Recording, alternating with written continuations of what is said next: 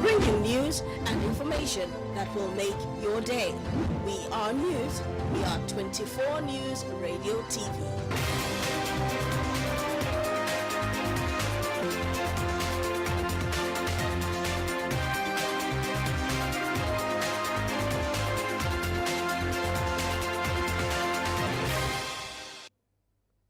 A lovely evening, and thanks for joining us on the news update on 24 News Radio and Television. My name is Grace Nwafo. The Independent Corrupt Practices and Other Related Offences Commission (ICPC) on Wednesday charged the National Assembly to demonstrate more seriousness in its oversight function on revenue-generating agencies of government. Speaking at the 2025 National Conference on Public Accounts and Fiscal Governance, organized by the Senate and House of Representatives Public Accounts Committee in Abuja, ICPC Chairman Musa Aliyu called for tougher legislative measures to ensure that revenue generated and collected are promptly remitted to government coffers by the provisions of the law. Represented by the Director of Finance, Akboro Michael, Aliyu pledged support for the country's fiscal policy reforms, particularly the recent tax legislation signed into law by President Bola Tinubu. He said Nigeria's low tax to GDP ratio of 7.8% was among the lowest in sub-Saharan Africa, noting that countries like Kenya, South Africa, and Egypt are recording double-digit ratios and reaping the benefit in infrastructural development and service delivery. The ICPC chair also called for the overhaul of Nigeria's public sector salary structure, which he described as unjust and demoralizing. He urged the National Assembly to engage the Salaries and Wages Commission to harmonize pay scales in a way that reflects justice, fairness, and economic reality. The ICPC boss also called on the National Assembly to enact a comprehensive whistleblower protection law, describing it as a vital tool to encourage citizens to come forward with reports on corruption. According to him, the country's survival depends on the outcome of the anti-corruption fight. On his part, the governor of the Central Bank of Nigeria, Olayemi Cardoso, called for greater synergy between monetary and fiscal authorities to enhance Nigeria's macroeconomic stability and ensure sustained national development. The Supreme Court of Nigeria on Thursday affirmed Senator Monday Okpebholo as the governor of Edo State, dismissing the appeal filed by the People's Democratic Party's governorship candidate, Asuo Ighodalo. A 5-member panel of the Apex Court in the lead judgment, delivered by Justice Lawal Garba, held that the appellant failed to prove their case of overvoting on non-compliance with the Electoral Act, among other infractions which they cited as grounds to fault the electoral victory of Okpebholo. In a unanimous judgment, the Apex Court held that with the submission before it, Ighodalo was not duly elected by the majority of lawful votes cast. The Apex Court held that the PDP candidate failed to prove non-compliance as he merely challenged the outcome of the election in 395 of the 4,519 polling units where elections were held. The Apex Court panel also said the 19 witnesses called at the tribunal stage did not help the case of the PDP in challenging the outcome of the election. The court also held that it found no reason to set aside the previous judgment of the lower court, stating that the appellant failed to approve without doubt admissible evidence to the claim that the election was marred by irregularities and overvoting, and proceeded to dismiss Ighodalo's appeal. In a statement issued on Thursday by his press secretary, Okpebholo held the Supreme Court's judgment, describing it as a landmark decision that marks the end of all legal challenges arising from the 2024 governorship election. He commended the judiciary and the people of Edo State for their steadfast support throughout the legal battle. He further reaffirmed his commitment to inclusive and impactful governance and called for collaboration across party lines. And from Lagos State, the Lagos State Police Command has reversed the restriction period for vehicular and waterways movement ahead of the July 12, 2024 local government elections. In a statement on Thursday through the Public Relations Officer Benjamin Hundeyi, the command said Movement will now be restricted from 6 o'clock a.m. to 3 o'clock p.m. instead of the previously announced 3 o'clock a.m. to 3 o'clock p.m. He said the adjustment was made to accommodate residents with critical medical emergencies and those with international travel plans. The Commissioner of Police, Olohundare Jimo, reaffirmed the command's commitment to secure an orderly electoral process. Residents were also urged to remain vigilant and report suspicious activities to GSM number 080-632-99264 or 080-651-54338. This is still the news updates on 24 News Radio and Television. Don't forget you can like, comment, and of course, follow our page for more updates. We'll join you back after this short break. Stay with us.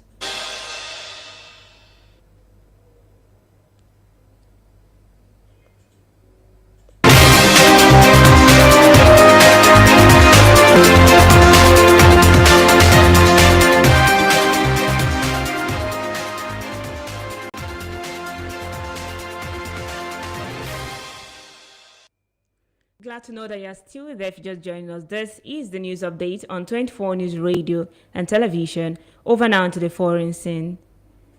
Senegal has cancelled Akon's $6 billion plan to build a futuristic Akon city on the country's Atlantic coast after years of inaction and missed payments by the Senegalese-American singer. The project, first announced in 2020, was pitched as a tech-driven smart city inspired by Marvel's Wakanda and promised to transform the quiet village of Bodene into a modern hub powered by solar energy and Akon's own cryptocurrency. But 5 years later, the Senegalese government has reclaimed most of the 136 acres of land initially allocated to the singer after construction failed to begin and financial commitments were not met. Report has it that SAPCO said it would now pursue a scaled-down state-backed tourism project in the same area with a budget of 665 billion francs, largely sourced from private investors. Akon will retain just 8 hectares of the original land allocation, which will be absorbed into the broader development. Despite the setback, officials said the reversed plan could generate up to 15,000 jobs in its first phase, offering long-awaited economic hope for Bodene residents. A special court in Bangladesh has begun the trial of former Prime Minister Sheikh Hasina and 2 of her aides. The trio were charged with allegedly being involved in the violent suppression of a mass uprising that led to the fall of Hasina's government in 2024. Chief Prosecutor Tajul Islam said a 3-member panel of judges of the International Crimes Tribunal on Thursday ordered the trial to begin against Hasina, former Home Minister Abdulzaman Khan, and former Police Chief Kaudri Abdullah Al-Mamun. The tribunal has set August 3rd and 4th for the prosecution statement. Islam said Mamun had pleaded guilty and petitioned to become a state witness in the case, adding that the trial would proceed in absentia for the 2 other defendants. The trio faced charges related to crimes against humanity allegedly committed during the handling of the student-led protest of 2024. What began in July 2024 as demonstrations demanding the abolition of the public job quota system evolved into a nationwide uprising that culminated the ouster of Hasina's government on August 5, 2024. Hasina, who fled to India following her removal from power, is now facing multiple cases tied to the violent crackdown. A UN fact-finding mission estimates that approximately 1,400 people were killed during the protest. Islam said 5 charges have been raised against the accused, including incitement, provocation, issuing orders to kill people, superior command responsibility, and participation in a joint criminal enterprise. Hundreds of Russian drones flying from all directions attacked Kyiv overnight into Thursday in an apparent new Russian tactic, marking a second consecutive night of ferocious attacks on Ukraine. Reports say at least 2 people were killed, including a 22-year-old police officer, identified as Maria Zumaha, and more than a dozen wounded in the attacks. Russia has been intensifying its aerial attacks against Ukraine in recent weeks, but the assault on Thursday appeared to mark a change in approach from Moscow. A telegram post from Ukrainian President Volodymyr Zelensky disclosed that Russia launched 400 drones and 18 missiles, including 8 ballistic and 6 cruise missiles. They were flying at different altitudes and attacking from all directions, with some of the drones initially bypassing the capital before abruptly changing direction and speeding back towards the city. This made guarding the capital skies even more challenging for the strained Ukrainian air defenses. Yet, the Ukrainian Air Forces said it disabled 382 of the 414 aerial weapons Russia launched at the country overnight, including all of the ballistic and cruise missiles. That is a stunning success given the scale of the attack, especially considering Ukraine's limited access to air defense system. Many Kyiv residents spent yet another sleepless night in shelters, listening to the terrifying sound of explosions and drones flying overhead. And now from the world of sports. Nigeria and Botswana will clash in a Group B encounter at the 2024 Women's Africa Cup of Nations in Morocco today. Super Falcons goalkeeper Chiamaka Nnadozie believes Botswana will make things difficult for the team, but is upbeat they will come out victorious. Both teams enjoyed constructing fortunes in their first game in the competition. The Super Falcons defeated Tunisia 3-0, while Botswana lost 1-0 to Algeria. Tonight's encounter will be the second ever meeting between both countries. A win will see the Super Falcons book a place in the knockout round of the competition. The game, built for the Labi Zaoli Stadium, Casablanca, will kick off at 8 p.m. Nigerian time. And still from the world of sports, Nigeria's Super Eagles has dropped from 43rd to 44th position in the latest FIFA World Ranking released on Thursday. In Africa, the Super Eagles occupy the 5th spot. At number 1 is Morocco, which is 12th in the world. In second place is Senegal, 18th.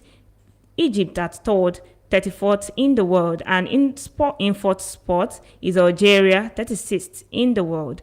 Rwanda, who will be guests to the Super Eagles on match day 7 of the 2026 FIFA World Cup qualifiers, climbed up to 127, while match day 8 opponent South Africa maintained the 56th place. The Super Eagles posted impressive results during the international break in the months of May and June. At the 2025 Unity Cup in London in May, the Eric Chell-led side were crowned champions after victories against Black Stars of Ghana and Jamaica. Then in early June, the team faced Russia in an international friendly match in Moscow, which ended 1-1.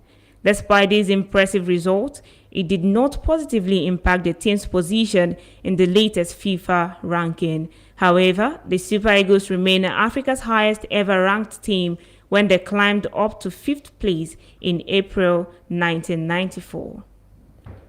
And that brings us to the end of the news update on 24 News Radio and Television. Do stay tuned for more programs will be coming your way. My name is Grace Nwafo. Enjoy the rest of your evening.